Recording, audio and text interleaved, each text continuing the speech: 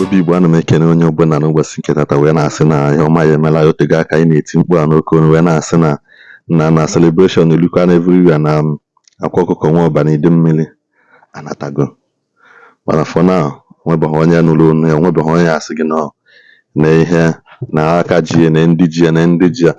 Mana from the celebration na-aga on and now a na-celebrate good the return of akwa ọkụkọ first. Biko chọrọ nene video unu for the return of akwa ọkụkọ na otago celebration first, because after that later in the day I made investigation wee mazia na eziokwu na DSS ji ya ka ọ bụ ndị ntọ bụ ihe tọrọ ya. But biko na ekene na celebration the return of akwa ọkụkọ. Celebration time day, celebrate everybody, make una come celebrate. Celebration time way, celebrate everybody, make una come celebrate. If a nyere mmadụ omume, Jehovah omego ya tinyejara hey! Omego ya bụ no omego ya. Akwa is back. Akwa is back. Eburugbago, eburugbada, ọda opuo, ọda opuo. Hey! Finally. Echiche ekwensu na echiche ndị ilo emezuru. Sorrow may come in the night, but joy cometh in the morning. Joy cometh in the morning. As early as 5 o'clock, Jehovah will kunie niwe. Kunie niwe.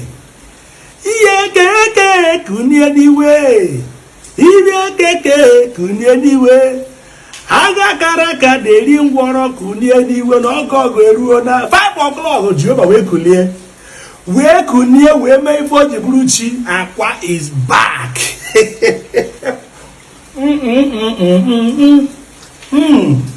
Sekwa ma na mmanya. Sekwa ma aṅụ na nkwụ. Celebration time eh. Celebrate everybody, make una come. Bam. Hey, I am the most happiest person on earth right now. I am the most happiest person on earth right now. Maka na echiche ekwensu na echiche ndị iro emezuru. Yes. If oji wee dị ka ọ ga-asị na ọ ya dị ka ọ ga-adị bụ, I believe na Jehovah ji nke a wee strengthen akwa. Strengthen akwa.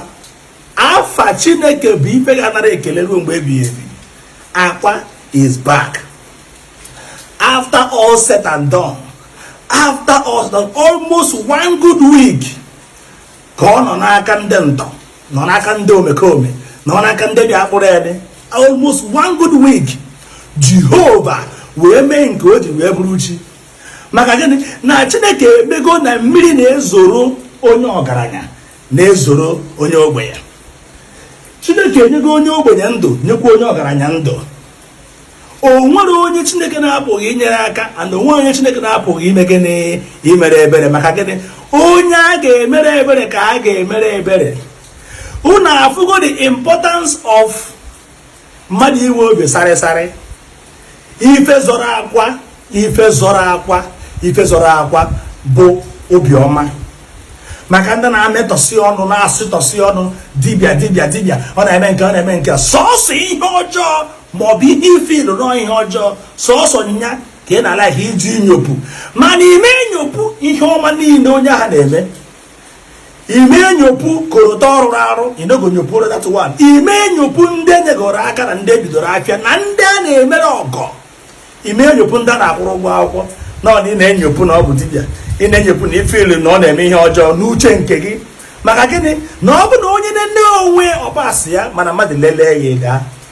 Ife zọrọ akwa today bụ ihe ọma ọ na-eme na ọgọ ọ na-emere ndị mmadụ. Agwara m unu agwa na ọ ga-emecha mee. Maka gịnị? Na akwa dị ka Daniel nke nọ n'ime olulu ọdụm.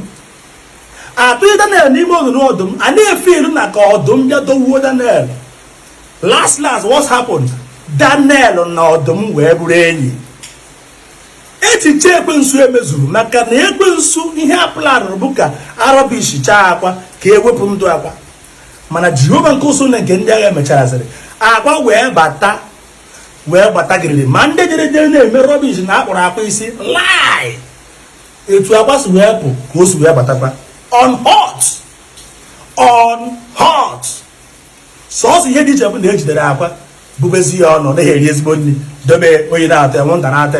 Apart from that, akwa batakwara on hot. Skin pain onwe ihe ọkọ akọgheni. Unu toro m Jehova, kenenu Jehova n'ihi na ruo mgbe ebighị ebi ka ebere ya dị. Kenebe na Olise ebula ụwa n'ihi na ruo mgbe ebighị ebi ka ebere ya dị. Ma lọ pé lọ́mọ pé oníkan lọ máa lọ́wọ́, máa lọ pé nóbi gbogbo wake up me this morning. Hey! Finally, BP music from Sunday. Rigide ruo nyaa. Na-aṅụ BP ka na-aṅụ mmiri. Na-aṅụ BP, na-ata BP ọgwụ BP ka na-ata crackers. Not only me, many people. This shows that the people love you. Akwa Okuko Tiwaraki n'ọba. Chidozie Nwangwu.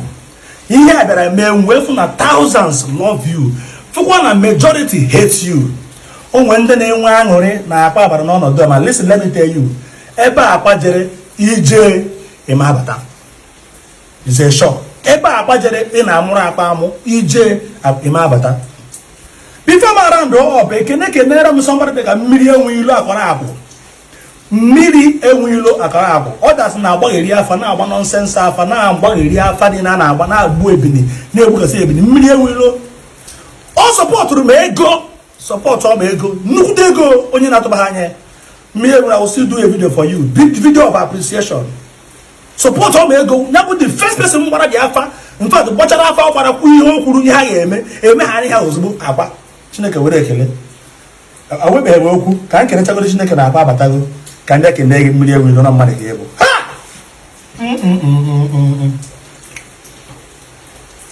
Kenere m Chimo.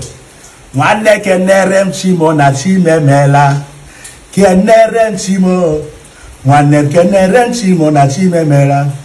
Ọ bụrụ maka ịdị mma gị n'ime ndụ m, ọ bụrụ ya bụ ihe na-emere m n'ụwa nọ ghara ahụ nkọwa.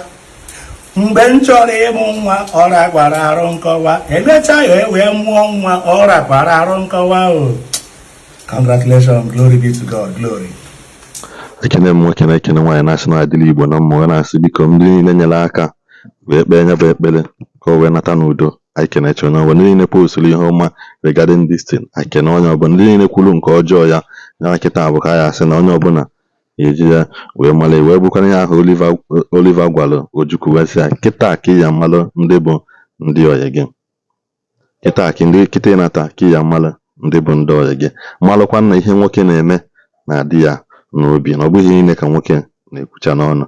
Biko ekenekwa m onye ọbụla, biko share live video maka na celebration ka na-agagori ọnụ n'ọba. As I'm talking to you right now, ngwana anyị enwere mgbe ọzọ.